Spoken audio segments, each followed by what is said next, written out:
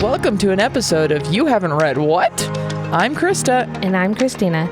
Join us to explore unique genres, childhood favorites, and literary classics as we dive into each other's favorite reads. Where one of us is very familiar with the book, the other is reading for the very first time. Let's go. Hello. Hi. Countdown music. Here we go. Let's make our own. Jeopardy. Right? Exactly. Sing into it.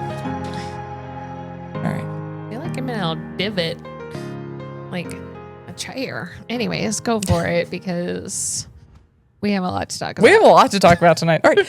So last week we talked about chapters. No, sorry. Yes. So welcome, Harry Potter and the Goblet of Fire. Woo. Last week we did chapters 26, 27, 28, which were the second task. Harry didn't drown. Petfoot returns and the madness of Mr. Crouch. Whoa. Yeah, there's a lot of madness. Still don't know what's up with the madness. All right. Actually, we know a little bit more about the madness now. Just a wee bit. I think I just broke Christina. So tonight, we're going to attempt to get through 3 chapters. I think we can do it. We're going to talk fast. We're going to skip some details. It's fine. Chapters 29, 30, and 31. So 29 is the dream. 30 is the pensieve. And 31 is the third task. Oh, pensieve. That makes more sense. I was calling it pensive. Yeah, Well, pensive is that how you spell it? Not quite. I wrote it down because I looked it up. Oh, wrong chapter. That's the dream. Yep. So when we get there, pensieve is Pensieve and pensive is Pensive. There's an extra E in there, which makes it pensieve, makes E long. And so pensive is thoughtful and sieve is sorting through thought. So it's a combination of to sort your thoughts and to be thoughtful and intentional about it. My ADHD brain just was like, well, why does elephant sound like an eh instead of an E? Because there's two E's. Yeah. Anyways. When 2 vowels go walking, the first one does the talking. Any of this. All right. So the dream. My little summary is who done it? What happened to Crouch? Who attacked Crumb? We're still trying to figure that out. And back to creepy dreamland. Right. You want to start us off? Sure. Okay. So I totally agree with Harry because someone or something took Crouch and Snape would be the perfect Dracula. Not wrong. I could totally see him coming out of a coffin. Whoa. Yes. Though it can't be a coffin for them because their coffins are little decorative boxes. Yes. So what do they call a coffin? A dead man's box? Maybe. I don't know. Anyways, let's keep going. Ron is in complete denial about Voldemort coming back and everything that's going on. Yep. He's in denial, which makes sense because out of the 3, he's the one who had the parents who best understood the Last Wizarding War and all the fear that went along with that. Yep. Like, yeah, Harry's the one with, dead parents. However, like he still wasn't grown up in that fear. He can save Voldemort and stuff like that. Yep. So yeah, Ron's in denial. Well, not just that, but also the fact that what I don't understand why he's still in denial is we've already read 3 other books where Voldemort has come and attacked. Not the 3rd one. 2 books. Voldemort's not in the 3rd book. Okay. No, but I know he's not in the 3rd, but his dumb person is. So kind of, sort of, he's back. I mean, just Wormtail. Wormtail runs away. Right. And obviously rejoins him. But like, we know he's been back. So why at this point are we not just going, also, come on? In the 2nd book, he didn't really come back. It was a memory. It was like finding an old CD on the ground that's infested with malware. Like, it's not something new on your computer. It's something that got left in a box for 50 years and you accidentally opened. Okay. It's not the real threat anymore. Right. Not the current threat. So, little different. But yeah. Fred and George. Yep. Totally blackmailing someone. Someone. But who? Part of me wants to say it's Bagman. But something held over from the World Cup or something? Yeah. Or? Like maybe he gave them that Lucky Charm leprechaun money. Oh. Yeah. And it's not real. And it like vanished. It was gold. Yeah. So I don't know. They're blackmailing their mom. Could you imagine? Oh man, that would be amazing. That would be horrible. She would come down on them so hard. But Ron stands up to him. Oh, for sure. Yeah. I was impressed. Props to Ron. Yep. Do you think they would tell Dumbledore if it was actually serious? If who would tell? Oh, if it was serious as in it dangerous. Was dangerous. Had to do with Crouch or something like that. Yes. I don't think they would tell Dumbledore. I think that they would probably tell Harry and Ron first. I don't think that they would go to Dumbledore. Or maybe their dad. I was about to say, or Arthur. Yeah. Maybe their dad instead of Dumbledore. But I do think that they'd tell someone. If it was somehow related to Crouch if it was super dangerous and things like that, like somebody could get really hurt or whatever. Yes, totally.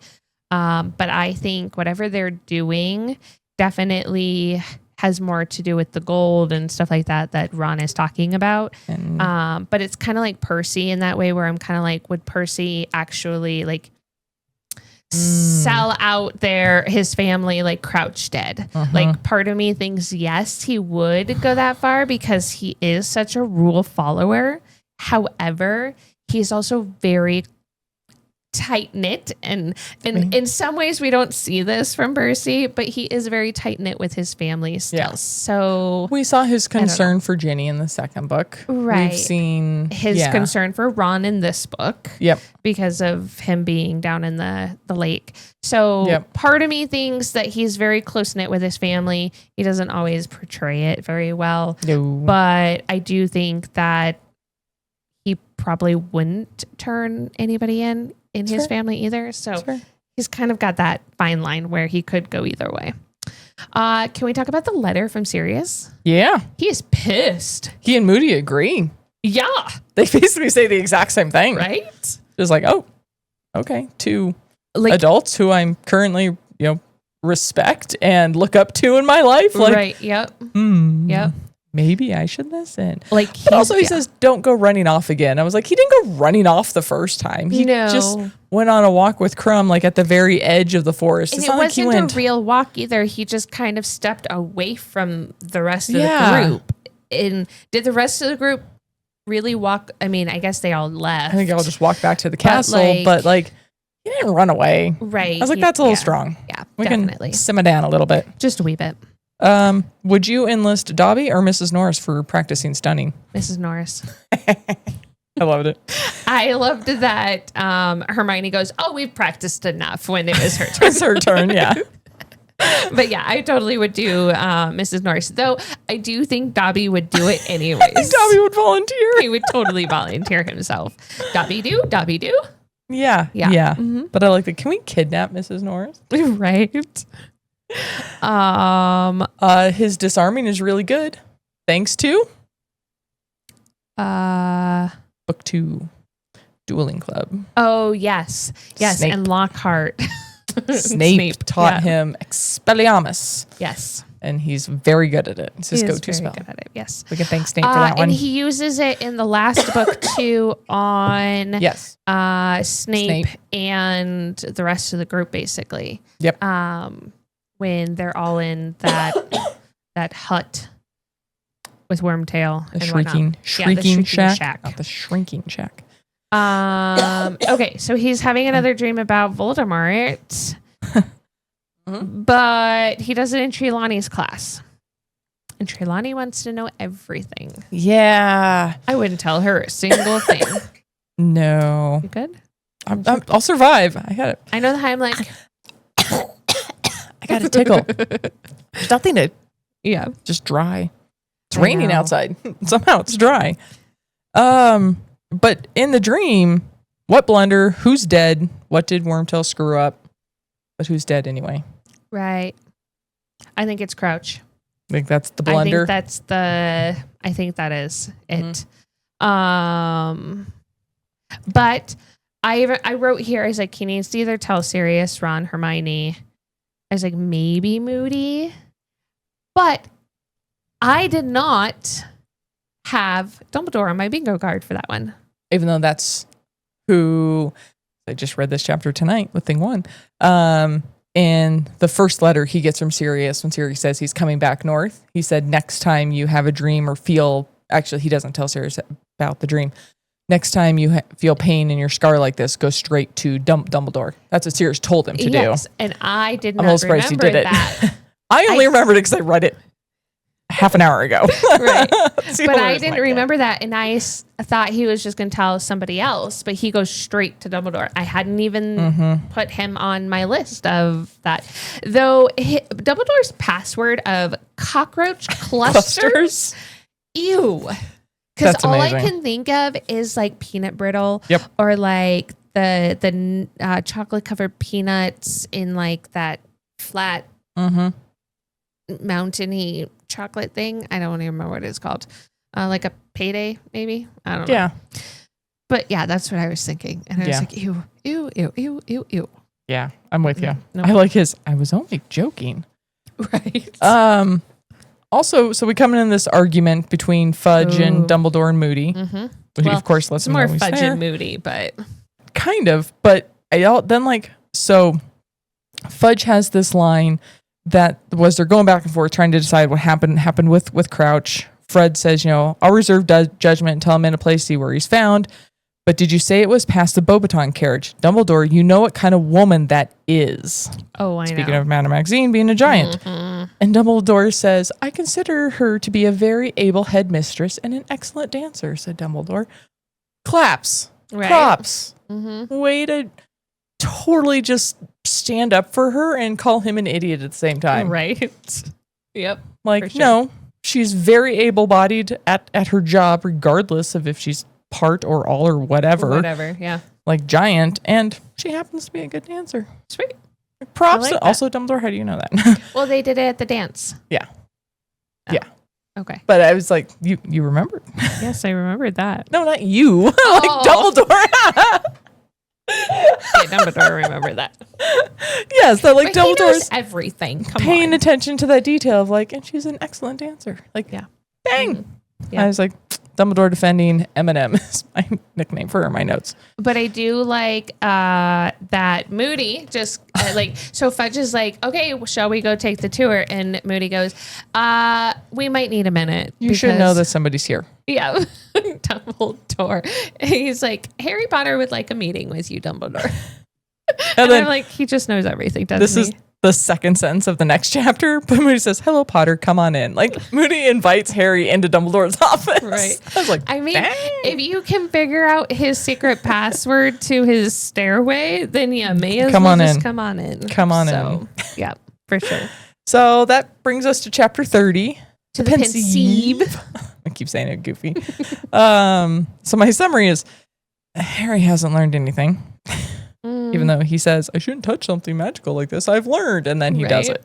Right. Come on, man. I wrote so many trials and so many accusations. Yeah, for sure. So I was like, Harry is now snooping in Dumbledore's office. Not good. But he's learned that putting his hand into some bowl full of unknown substance is a very stupid thing to do. Yep. I just read from the book. So he doesn't. He uses his wand. And then he has to see, so his nose touches it. Like, come on, dude. I said this. I was like, okay, so we aren't going to touch the substance with our finger, but our nose is okay. Yeah, I wrote, oops, in my notes, or my book. I was like, yes, Harry, touching would be very stupid, and there you go. Yeah, so the first trial is Karkaroff. Yes.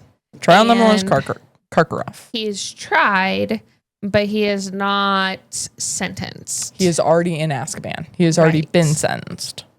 Okay. Oh, this is the plea deal one. Yes. Yep. Okay. Yes. So he's already been imprisoned, and then he's basically asking for a plea deal at this point. He is asking, if I give you names, will you let me out?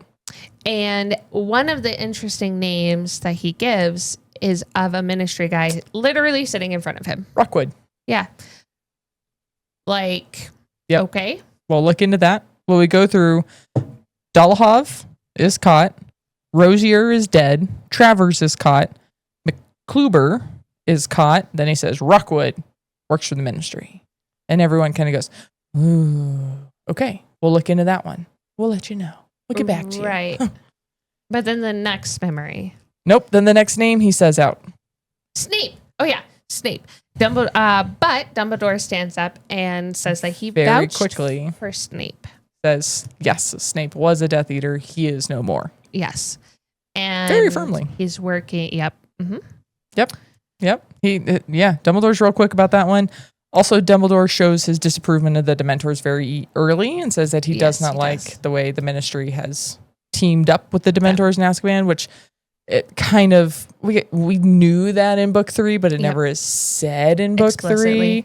Like, Dumbledore kept them at arm's reach, but this is explicitly, he's just like, no, I can't believe we allied with these creatures. Right. Yep. So, and also just he and Moody's back and forth in their eyes. Those are like, kids in class, like, can you believe what this man just said? Right. Well, and Moody had a normal eye, not the glass eye yet at that point.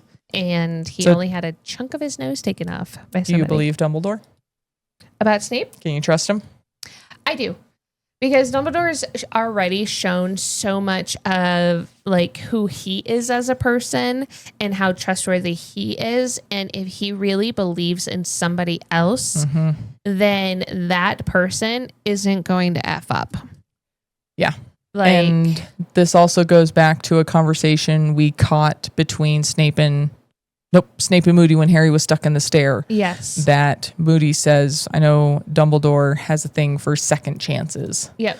So I think being a Death Eater was his first chance, and he effed up. He effed something up. Right. And then he started working for the other side, and so, like for Dumbledore's side. And so he's obviously proven himself at that point. However, like Snape's still a jerk.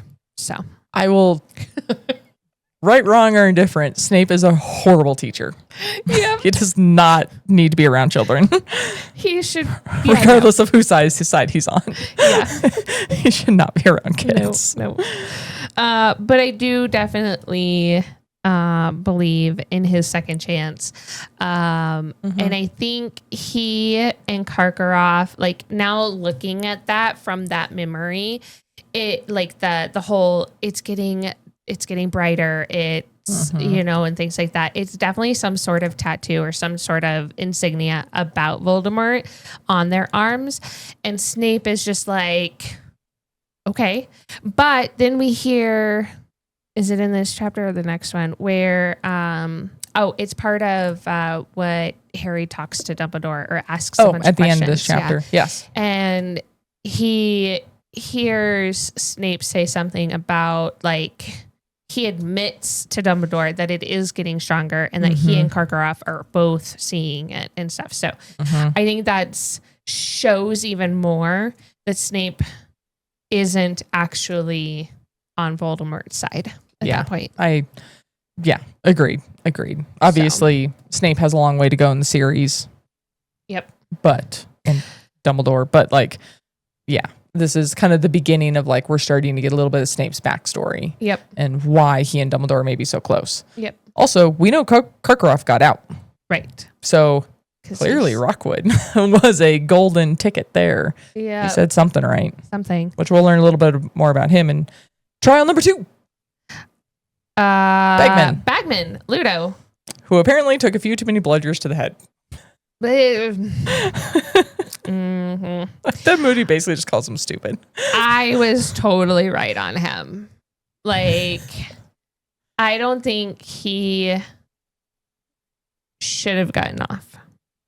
You think he was? I think he doing it was intentionally. doing it intentionally. You don't think he was think just he too might dumb to see that still Rockwood be doing was an it. insider? Yes. Okay. I think he's probably still doing it. However, I don't know that yet.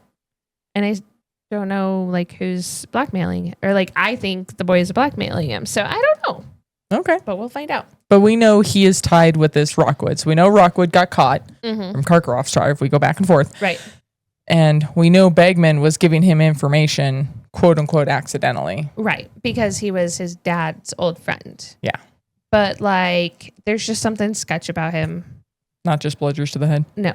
There's something super sketch about him. Though the way that Harry portrays him as a younger guy It's amazing. as being more muscular, more like good looking, I guess, or whatever. And now he's just like he almost makes it sound like now he's just like a potato. And I'm like, okay. He's a potato. That's funny. But yeah, I think he's a real supporter. But I guess we'll find out. Oh, let's also throw out that Rita Skeeter is in all of these. Oh yeah.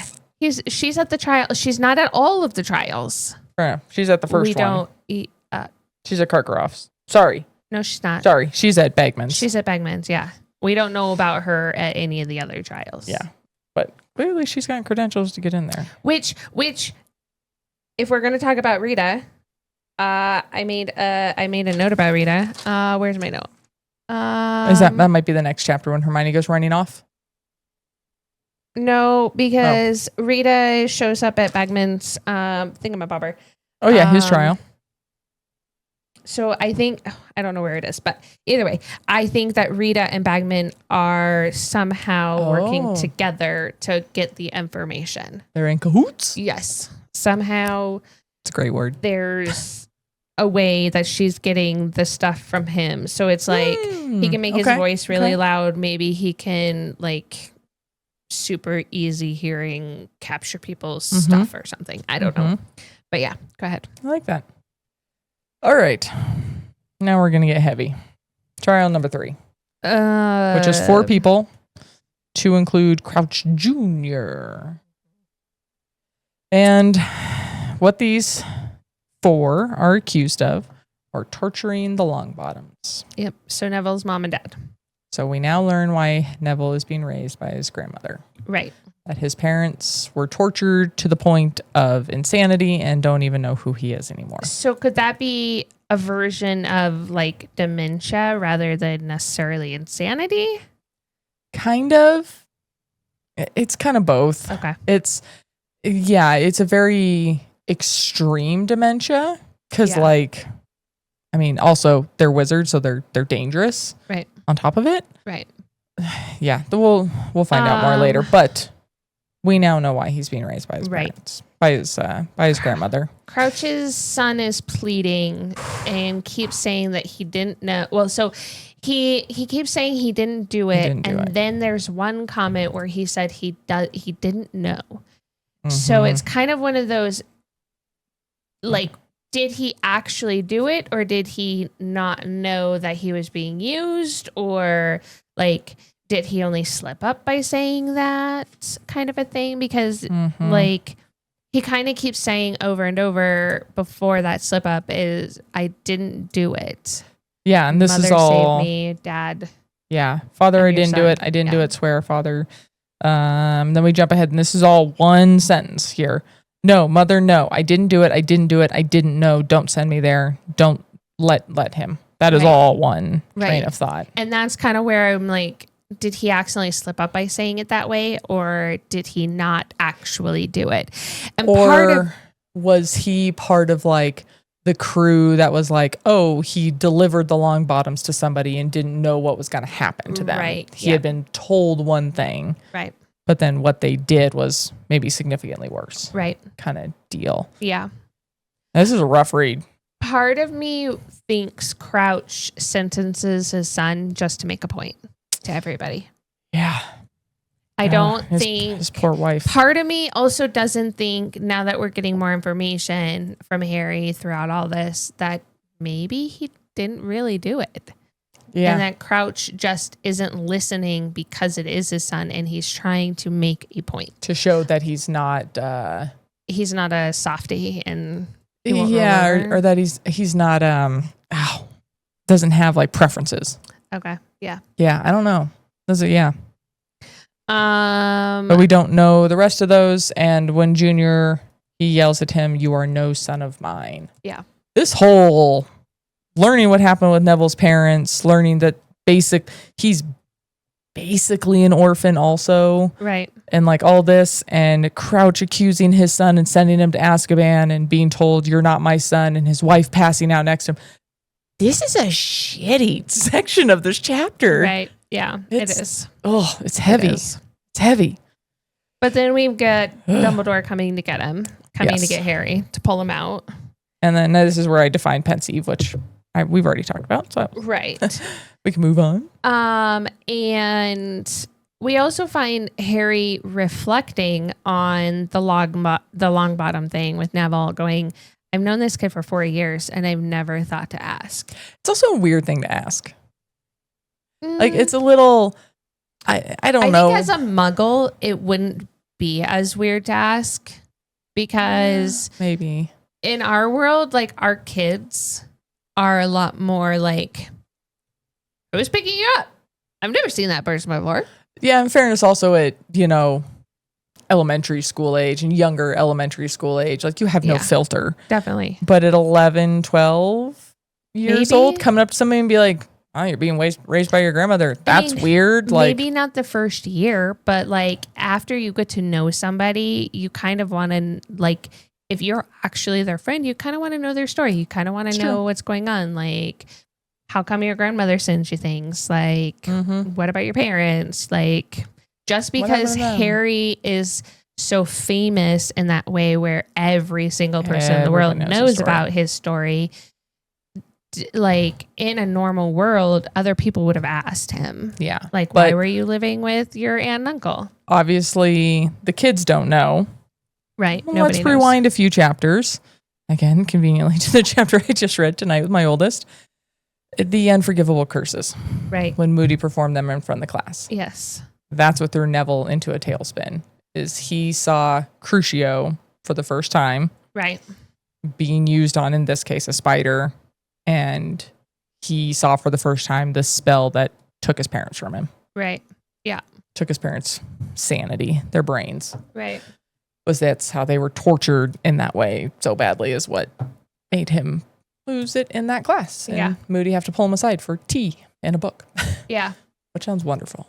And, like, you can't blame him for having spiraled the way he did. So. I mean, Harry kind of started to also.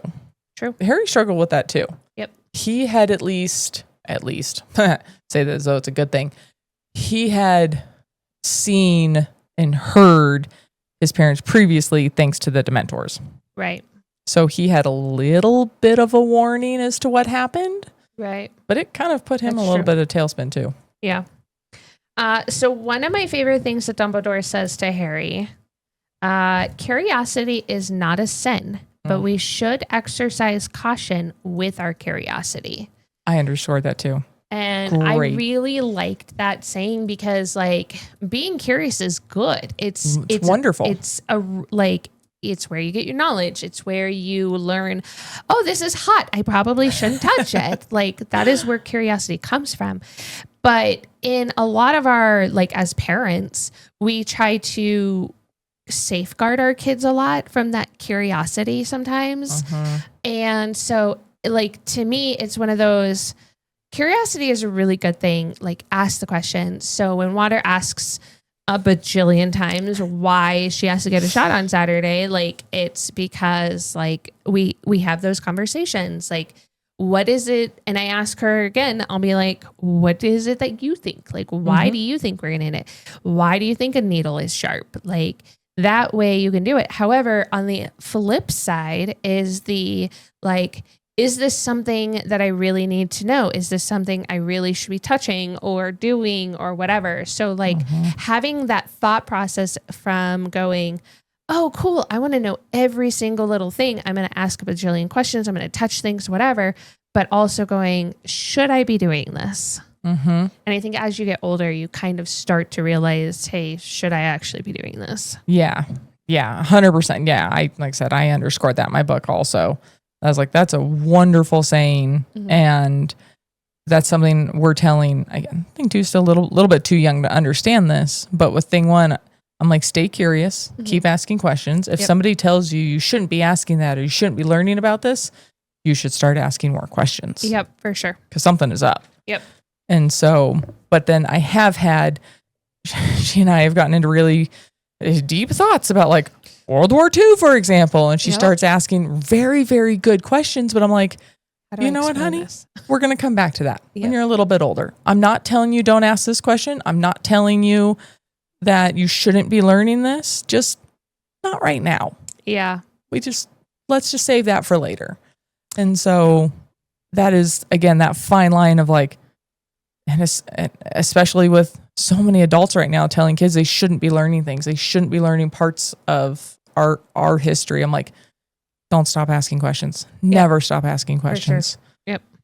And but on a lighthearted note, when Harry mentions, I fell asleep and divination's just down, and he was ready for a reprimand, Dumbledore merely says, quite understandable. Continue. It's like, wow, way to lighten the mood. Right? So, holy shit, Dumbledore is helping Sirius. Yep. I was like, Dumbledore and Sirius chat. Then I realized halfway through reading the next chapter that's how Dumbledore knew that Harry was going to go send an owl to somebody when the whole Crouch thing was going on, and he told Hagrid to take him back to the castle. And told him go straight to the dormitory. To his room. Do not send the owl because it can wait till tomorrow. And I was like, oh, he knows. Like you said, he knows everything. Right? He also says it's very probable you saw it live. Yes. What does he know? Well, so here's the thing, is that the fact that Dumbledore thinks that things are linked, it's because they are. And if Fudge doesn't want to see that, or the rest of the ministry doesn't want to see that, then they're stupid, A. B, I totally think, as I was like, Dumbledore should run for all knower and just be in charge, because he is. Like, he just seems to know everything. And and he is connecting everything. This goes way back to chapter 1. He's reading the Muggle papers. He knows about Frank. Yeah, exactly. So like he knows more about what's going on because they are linked, because he actually is doing the due diligence. He does want to know what's going on. And I think too, he wants to stop Voldemort and he wants to protect Harry. But I do want to know what the truth is about Crouch's son, Bagman, and Snape. Like, I want to know what actually happened, because Dumbledore totally stops the conversation with the Snape thing. He's tired. Yep. Because throughout this whole conversation, Harry keeps saying how much he looks older and older and older every time he looks over. He's tired, and pretty clearly in this conversation, there's things he's not telling Harry. Well, and honestly, there's things that he shouldn't tell Harry anyways, because Harry is 14 and he doesn't need to know everything about everybody. And I understand that. Like, I'm also going to mark this right now, and let's come back to this right here in book 7. Okay. See if you still feel that way. Okay. So on to the next chapter. Chapter 31. Yay. The third task. Woo-hoo. If I really break this, what the hell is the name of this chapter? My summary is the Weasleys are his family. How dare he think the Dursleys would show up? Task 3. And then now what? Yeah. Okay.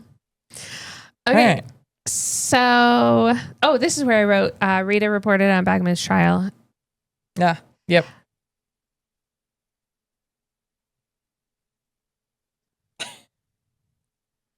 Something's happening over there. So I wrote, could Bagman be being blackmailed? Oh, okay. But now, like, is he being blackmailed by Rita to help him? So she's getting all the inside information to be able to write all of her reports and everything. So I'm wondering if now, like, because Rita does say, like, Hermione's like, well, she did tell us that I could tell you a lot of things that could make your skin crawl. And it's mostly the trial stuff, but maybe there's more to it, that's the only one that we notice Rita in is Bagman. Maybe she learned something else from that trial to hold against him. Yeah, like maybe she's blackmailing him into getting whatever information and everything. And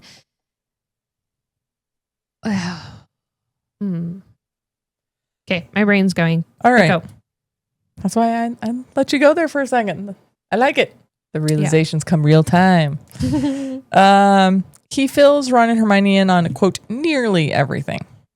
Yes, Good he boy. does hold back the one thing that Dumbledore asked him to, which was Neville. Good boy. So I appreciated Not that. his story to share. Yep.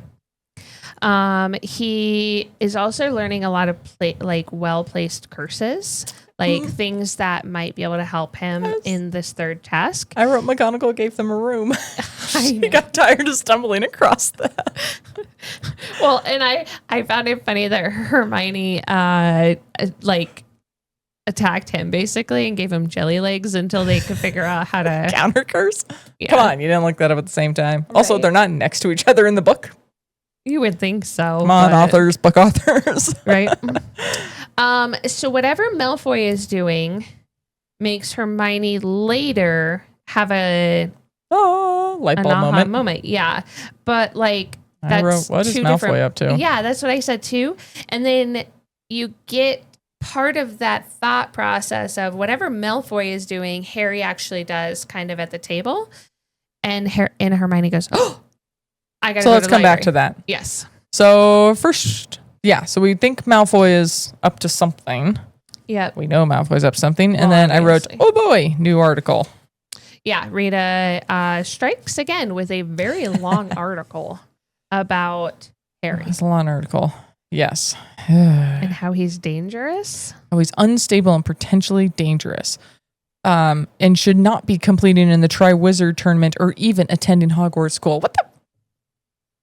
Like this whole paper Who do you was think just you bull. are, ma'am? Yeah, right. It's all bull. Yeah, it was a lot of baloney. But she also says, on Monday, midway through divinations, your Daily Prophet reporter witnessed. Right. How did she see it? Dun, dun, dun. Which is whatever Hermione realizes when Yep. Harry Also does says the weird walkie-talkie Draco thing. says he set a snake on a boy in second year. First off, Ugh. he didn't set it on just a boy. It was set on Draco. Justin. Was it on Justin? I thought it was on Draco. Justin. Flinchley. He Oh, was right. dueling Draco when Draco made the snake and Harry started talking it, telling it to leave Justin alone and went after That's Justin. right. That's right. Yeah. Okay. But I was like, this was all cleared. Like, Yeah. let's The parcel tongue thing, fact the check here. doctors, the whole 9 yards, the whole article. I like this. He's made friends with werewolves and giants too. Okay. So, who cares? Next. I mean, Snape is Dracula, so we've also got a vampire I'm friend. alive. Dumbledore should consider whether a boy should be allowed to compete in the Triwizard Tournament. He doesn't want to. He's not even, he's not supposed to be. It's not Dumbledore's choice. Like, stupid people. Yes. So now they talk about Hermione. Yeah. And Harry says, you're the one who's supposed to be researching magical methods of bugging. You tell us how she did it. I've been trying, but, and then she gets a funny look on her face and she's holding her hands up like Malfoy was, draws some sort of conclusion and runs away. Some sort of weird walkie-talkie conclusion. And she says, I just got to go to the library just to make sure. I'm like, just fucking tell them. Right? Stop. And then confirm it.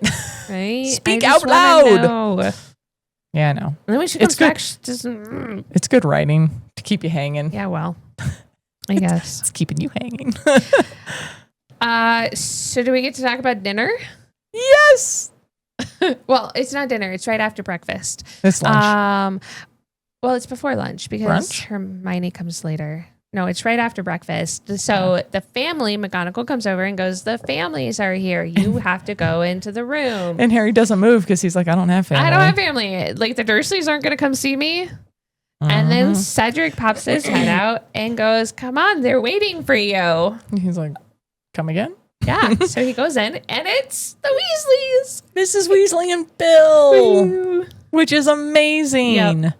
And I love that Charlie wanted to come, but wasn't able to get the time off. But he said you were incredible against the Horntail. He's already seen him. I love it. Next. It's cool. Also, dude, dad? Diggory. Yeah. Amos? Amos, yeah. I like Seriously. even Cedric, like, ignore him. Right. But that's like the second time. Okay. But then. Do we have the same thought? Probably Mrs. Weasley comes to defend about you didn't bother to correct her, and you work for the ministry. But a Ridge Skeeter goes out of her way to cause trouble. Amos, I would have thought you'd know that working for the ministry. You sent Hermione a small egg, ma'am. Well, and then so that's basically what I was saying. I was like, Mrs. Weasley tells off Amos, but is still about Rita, but is stiff to Hermione when she comes to lunch to sit down. Thankfully. And then Harry goes, thankfully, we're not together. Harry points out that, hey, this isn't a thing. And I think she has this internal realization of, I just did the same thing. oh, shit. Mm-hmm. Yeah. Hello, Pot. This is Kettle. Right. Yeah. Yeah. But I'm glad Harry stood up for Hermione. But I did notice that too. I was like, come on, Mrs. Weasley. Come on. Small egg, question mark?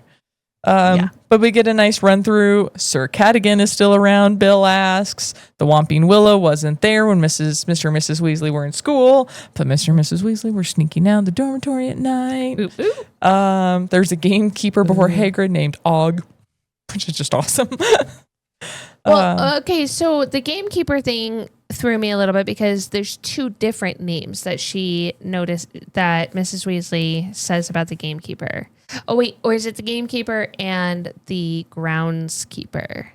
Oh, yes, it's Filch's. It's the, oh, shoot. It's like, it starts with like an A or something so like that. So the gamekeeper was Og. It's on a different page. Yep, it's the page before because it's where they were sneaking out. And they were walking around, right. Yeah, they talk about Violet again, the fat lady's friend.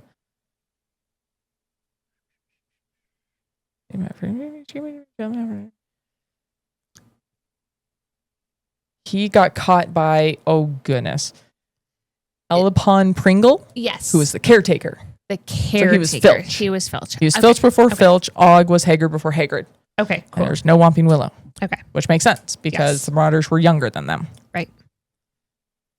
Okay. And they are why the Whomping Willow came out. Yes. They planted Dumbledore planted the Whomping Willow because of Lupin. Yep. And we know Lupin. Harry's parents and everybody, all the Marauders were younger than the Weasleys because, I mean, they have kids much older. Like, makes sense.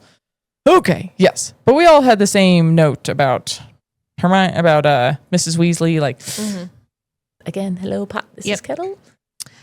So Fudge is the fifth judge instead of Percy, which kind of makes sense. However, something's up. Yeah, if the Minister of Magic is there. I mean, in fairness, it is also the final test. Harry wasn't turning it. Hasn't happened for a century. Blah, blah, blah.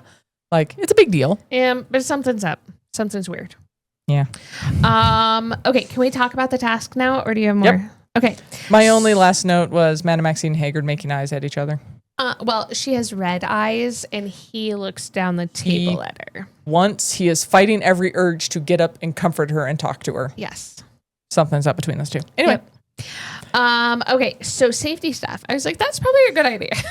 I haven't had that in any other task. Right, but I was like, this is probably a good thing.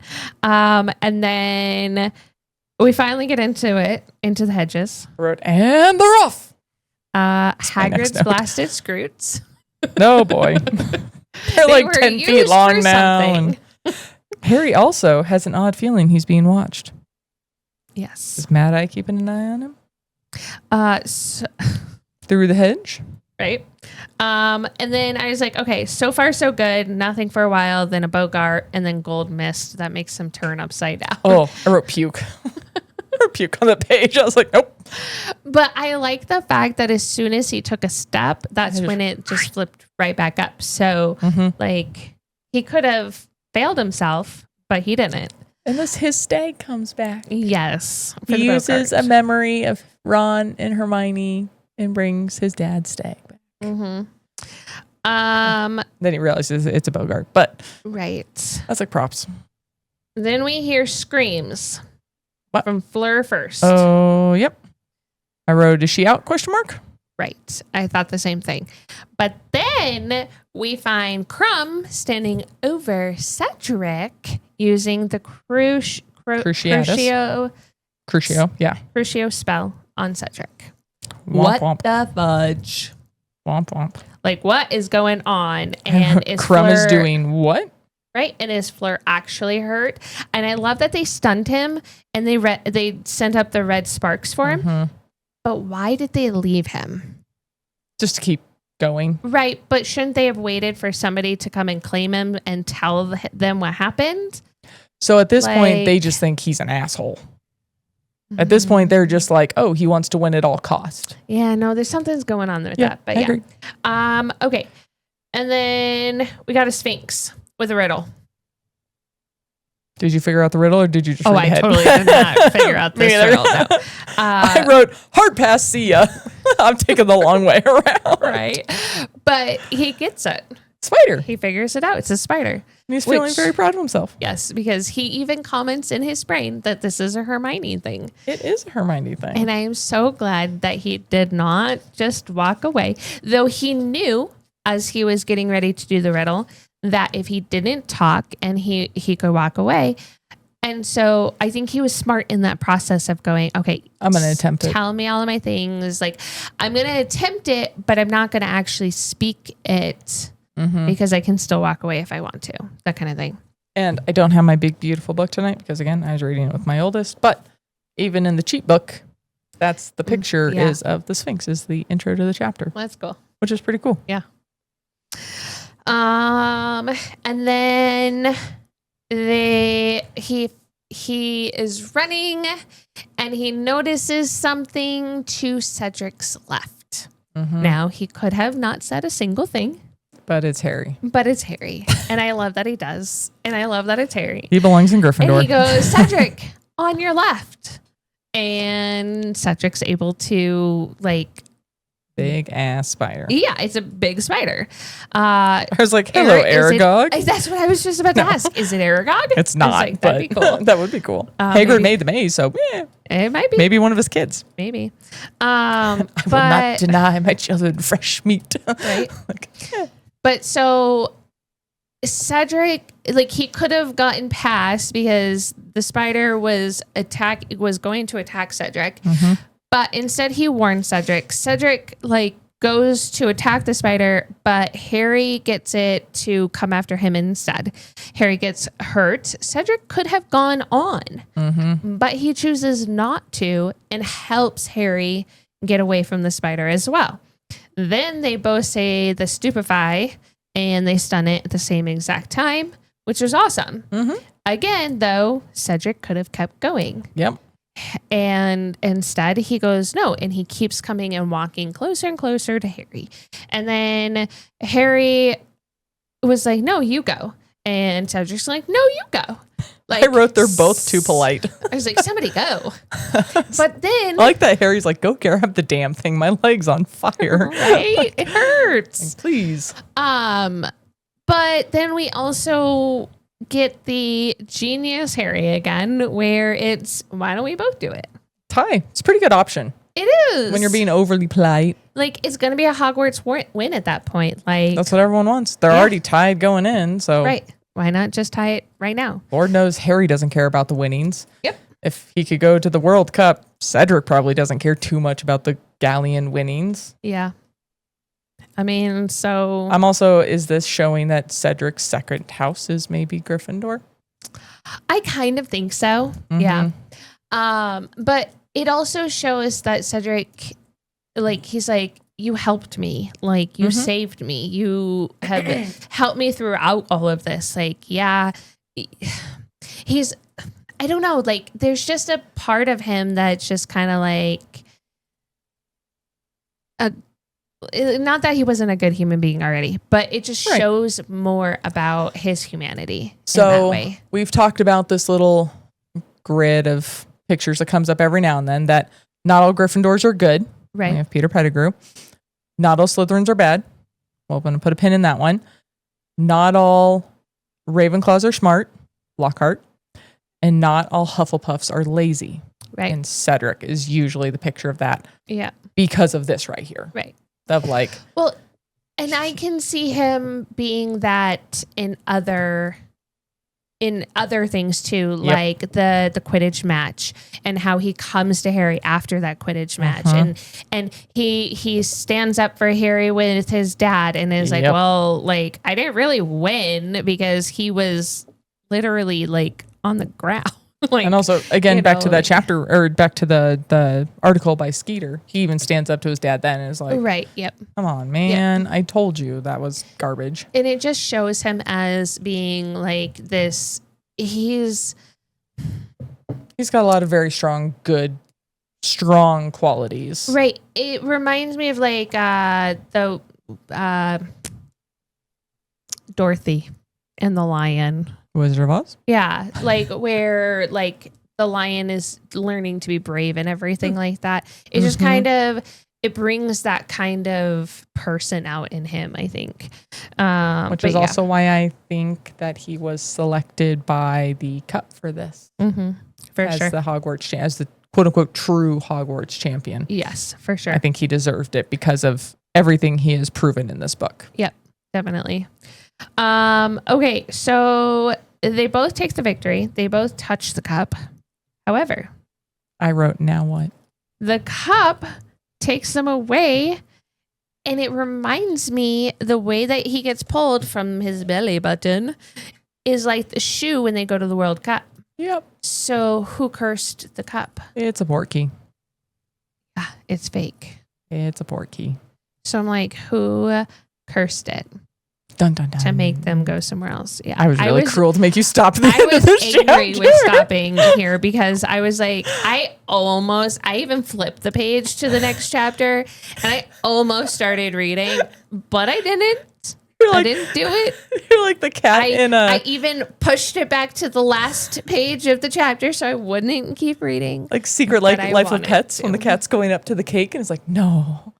Oh yeah, I've never seen that. Oh, it's cute. Okay, I'll show you a little video. But basically, there's a big cake in the fridge, and the cat like goes up and looks at it, and he like licks his lips, and he shakes his head no, and he backs down. And then it shows him open the fridge again later, and he gets a little closer, and he says no, and he goes back down. And after like doing it 4 or 5 times, he comes up, and then the fridge opens, and it's his human opening it, and the cat's laying upside down in the fridge, is fat, and there's no cake Sounds there. Like Garfield.